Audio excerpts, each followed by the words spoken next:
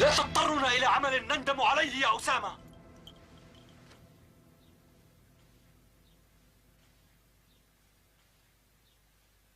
إذن ستقاتلون مع الأشعث؟ نكون أنجاسا إن لم نفعل، حتى وإن كنت شقيقنا. كأني أرى سيوفكم مرفوعة في وجهي. حتى تعود إلى جادة الصواب. الصواب فيما أنوي القيام به.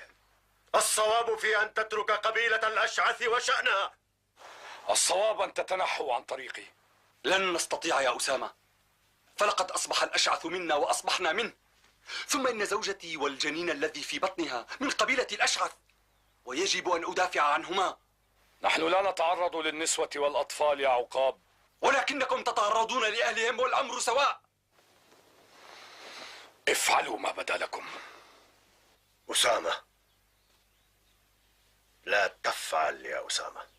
لا أستطيع يا أبي، لا أستطيع.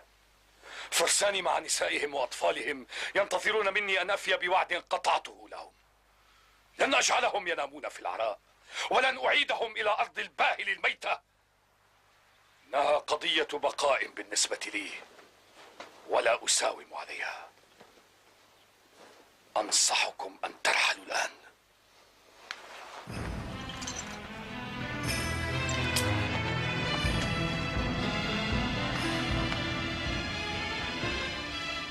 هي الحرب أيها الأشعث، فاستعدوا لها. نحن لها يا أسامة، نحن لها. أحب أن أحارب الأقوياء.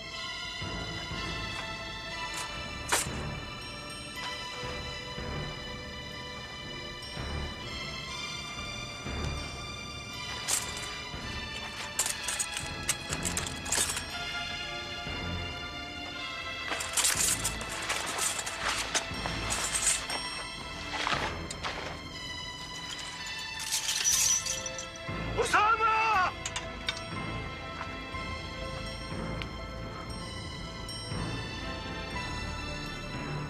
لن تحارب، وستعود أدراجك مع حثالتك. فرساني ليسوا حثالة يا أبي، وستعرف من هم بعد قليل. عد أدراجك معهم يا أسامة. لن يمنعني أحد عما جئت من أجله إلا الموت. إذا فأنا أدعوك إلى نزال الموت. الأمر بيني وبين أسامة. نزال الموت بيني وبينك. إن قتلتني فلك حربك، وإن قتلتك عاد رجالك من حيث أتوا. هل تعتقد أنك قادر على قتلي؟ أسامة! أنا من علمك الفروسية. علمتني إياها عندما كنت يافعا، ولكني زدت على ما علمتني الكثير. لو دفعت لي بالباشق أو عقاب لقلت إنك جاد فيما تقول.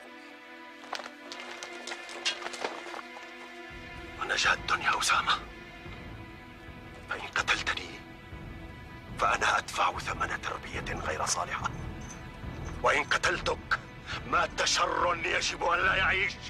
أو تظن أني أرفع سيفي في وجهك؟ لا يا أبي، حتى وأنت تقتلني. سأقتلك يا أسامة، سأقتلك.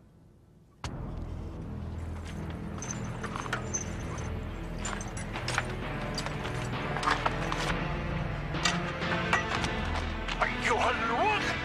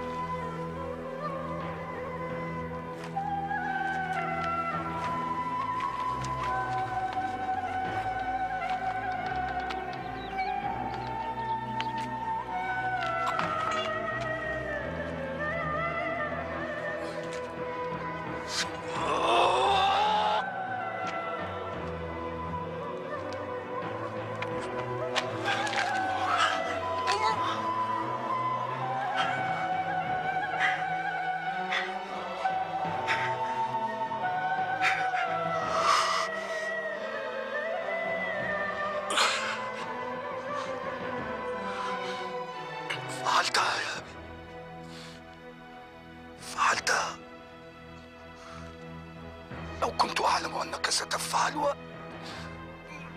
ما أدرت ظهري لك.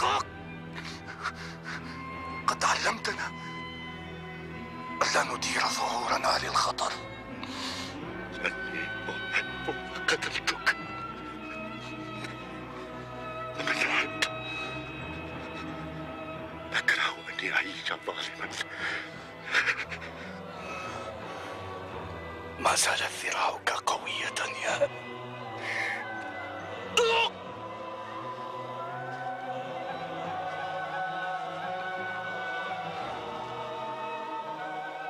أحس أني لن أموت.